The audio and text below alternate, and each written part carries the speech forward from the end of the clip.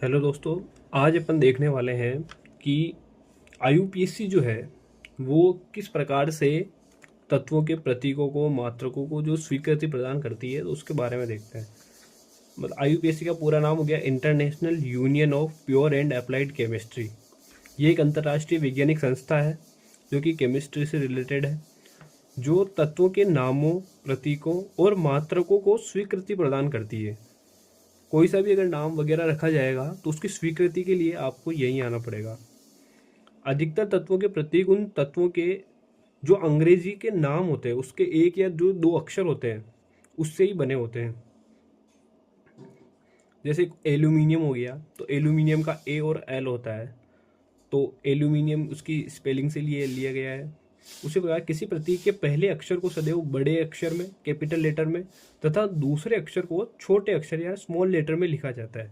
जैसे हाइड्रोजन हो गया तो हाइड्रोजन को एच से रिप्रेजेंट किया गया। उसके बाद एल्यूमिनियम हो गया तो एल्यूमिनियम के लिए इन्होंने ऐसा कहा कि जो बड़ा जो अक्षर होगा वो कैपिटल में आएगा और छोटा जो अक्षर होगा वो हमेशा स्मॉल लेटर में आएगा। आप इसको इस तरीके से नहीं लिख सकते, ये आपका गलत माना जाएगा, यही सही माना जाएगा।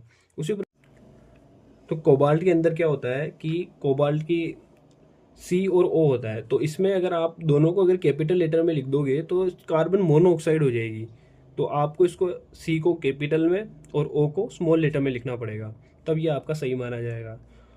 तो आगे चलते हैं। तो कुछ तत्वों के प्रतीक उनके अंग्रेजी नामों के प्रथम अक्षर व बाद में आने वाले अक्षर को संयुक्त करके बनाते हैं। कहने का मतलब कि उसकी जो स्पेलिंग होगी उसमें से एक वर्ड तो आगे से उठाया गया होगा और एक कहीं बीच में से उठाया गया होगा। जैसे क्लोरीन है तो क्लोरीन की स्पेलिंग आप देख सकते हैं, तो यहाँ से सी उठाया गया है और यहाँ से एल उठाया गया है, तो ये सी एल हो गया। इसमें भी सी कैपिटल हो गया और एल स्मॉल हो गया। उसके बाद आप जिंक पर आएंगे तो जेड और एन होता है, तो ये जिंक की स्पेलिंग देख सकते हैं, यहाँ से जेड और यहाँ से एन उठाया गया है, तो जेड कैपिटल हो गया और एन स्मॉल हो गया। कुछ तत्वों के प्रतीक को लैटिन, जर्मन या ग्रीक भाषाओं में उनके नामों से बनाया गया है। जैसे अगर कोई तत्व है तो जैसे लोहा हो गया तो लोहा की स्पेलिंग होती है आयरन, और इसका प्रतीक जो होता है वो एफ ई होता है। तो एफ ई लोहे को अगर आप लेटिन टर्म में देखोगे तो फेरम कहा जाता है, तो फेरम का एफ ई लिया गया है यहाँ से। सोडियम का देखोगे तो सोडियम का प्रतीक चिन्ह होता है एन ए और इसका लेटिन टर्म होता है नेट्रियम, तो यहाँ से एन ए लिया गया है। पोटेशियम का प्रतीक चिन्ह होता है के, इसका लेटिन टर्म होता है केलियम, तो यहाँ से के लिया गया है। इस प्रकार प्रत्येक तत्व का एक नाम व एक रासायनिक प्रतीक चिन्ह होता है, जो कि अभी अपन ने देखा था। बाकी की चीज़ें अपन देखते हैं अगली क्लास में। Thank you.